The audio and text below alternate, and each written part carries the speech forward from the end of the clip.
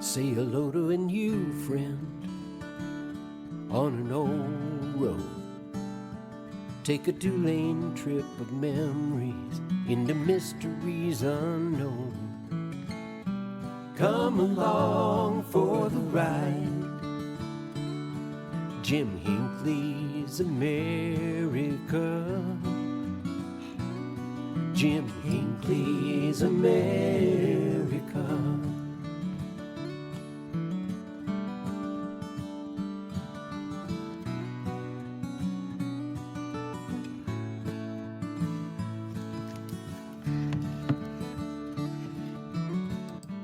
Hey, good morning, everyone. A little bit of music from Joe and Woody and the boys of the road crew. A little road trip inspiration or theme song for your road trip. Check out their tunes at roadcrew66.com. Listen to one of my favorites, Under the Neon. Great little tune right there, my friends. Hey, today we are going to continue our series on Route 66 communities. I'll be kind of sharing a little bit from my new book. Here we are on Route 66. Fittingly, one of our sponsors for this program is the Roadrunner Lodge in Tucumcari, New Mexico, which happens to be the city we're going to be talking about today. The Roadrunner Lodge is a delightful little time capsule. As their promotion says, it's a little bit of swank from 1964, a near perfect blending of the past and the present, a time capsule wrapped in modern amenities, if you will. And with that as an introduction, let me introduce you to Tucumcari, New Mexico. Route 66 followed Tucumcari Boulevard through Tucumcari. This fueled the creation of a new and thriving business district and the decline of the city's historic center that had initially developed along the railroad. Today, the international interest in Route 66 is fostering a renaissance along that highway corridor in Tucumcari. The town itself dates to the 1901 establishment of a railroad siding on the Chicago, Rock Island, and Pacific Railroad, but the town site and surrounding area is steeped in myth, legend, and historic references that date to 1777. Dominating the southern horizon is 4,951 foot Tucumcari Mountain. Local legend has it that the mountain is named for two love-struck Native Americans, Tucumcari. But Oklahoman linguist Elliot Canoga has a more grounded explanation.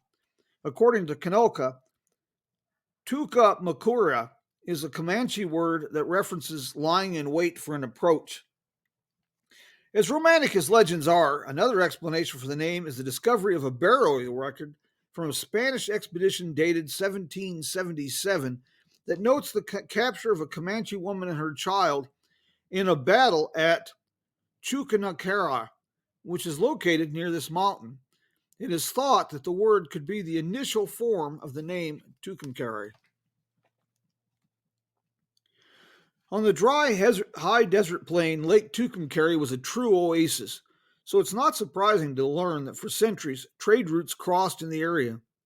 In the modern era, one of the most famous of these was the Goodnight Loving Trail, popular for cattlemen driving herds from Texas to the railroads in Denver or to northern prairies in Wyoming. The tent city established at the site of Tucumcari as a railroad construction camp was referenced as Six-Shooter Siding.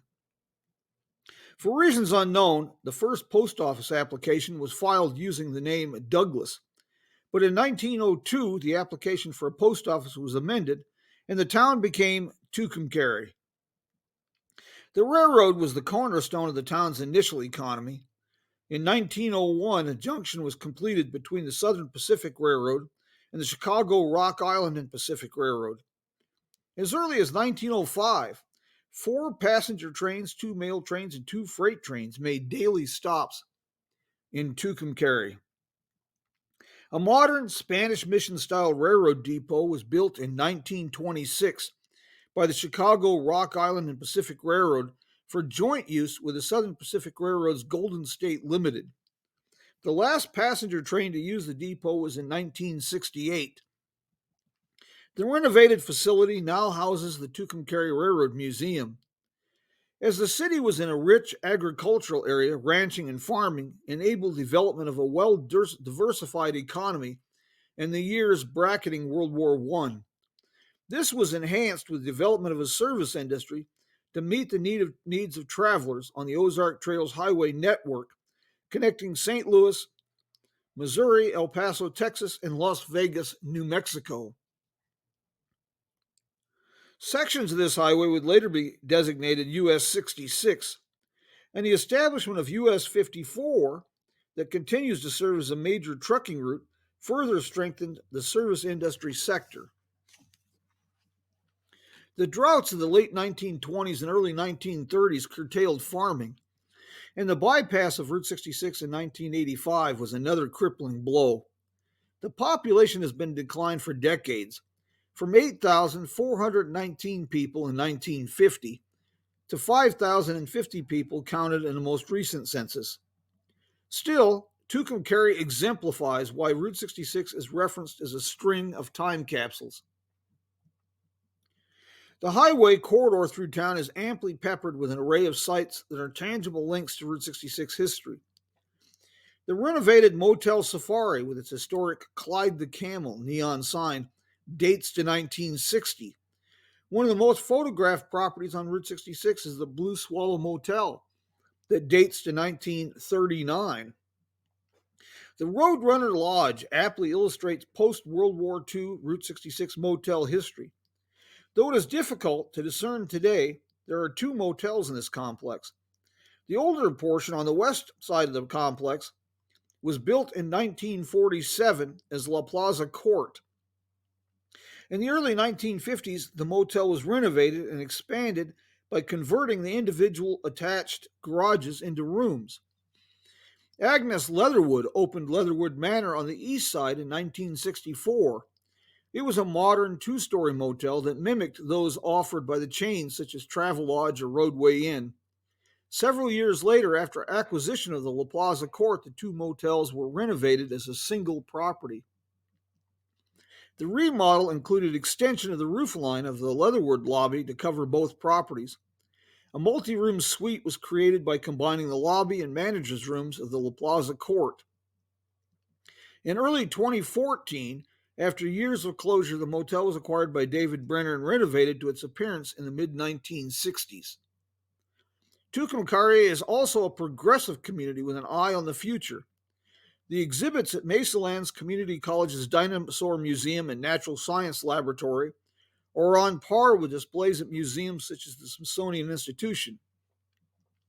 This community college has also pioneered development of the Wind Energy Technology Program at the North American Wind Research and Training Center in Tucumcari. My friends, that is from my new book. Here we are on Route 66.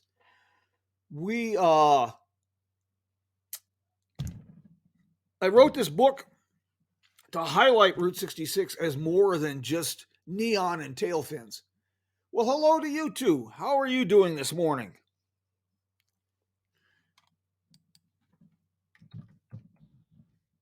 I am quite glad you could join us.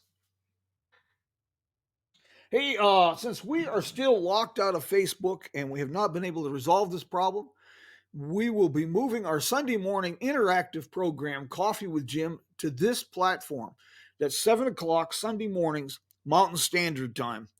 A lot of fun. This Sunday, we will be talking road trips. Yours, mine, and ours. We'll be talking about your road trips, some of the ones I can recommend, and we'll be talking about historic road trips, such as the one attempted by Alexander Winton in 1901.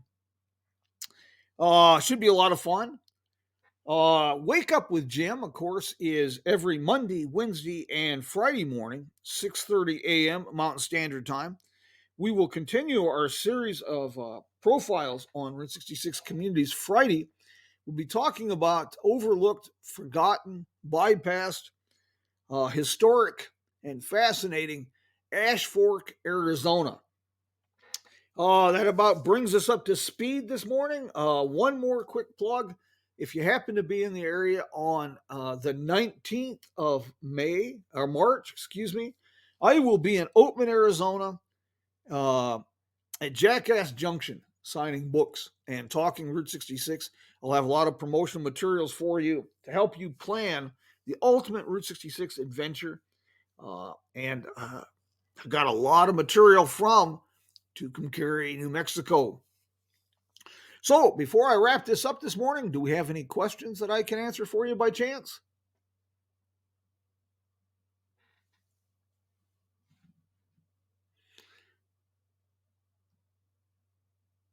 Okay, well, in that case, if you have no questions about Tucumcari or road trips or Route 66, we'll get back to the road crew and then we will wrap up our program this morning. Thank you for joining us. I hope you found the program informative. Say hello to a new friend on an old road. Take a 2-lane trip of memories into mysteries unknown. Come along for the ride. Jim Hinckley's America. Jim Hinckley's America.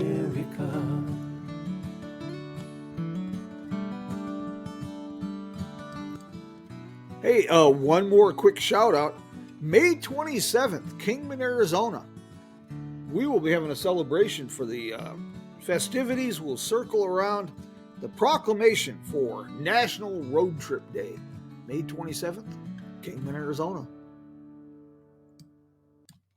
Adios, mi amigos.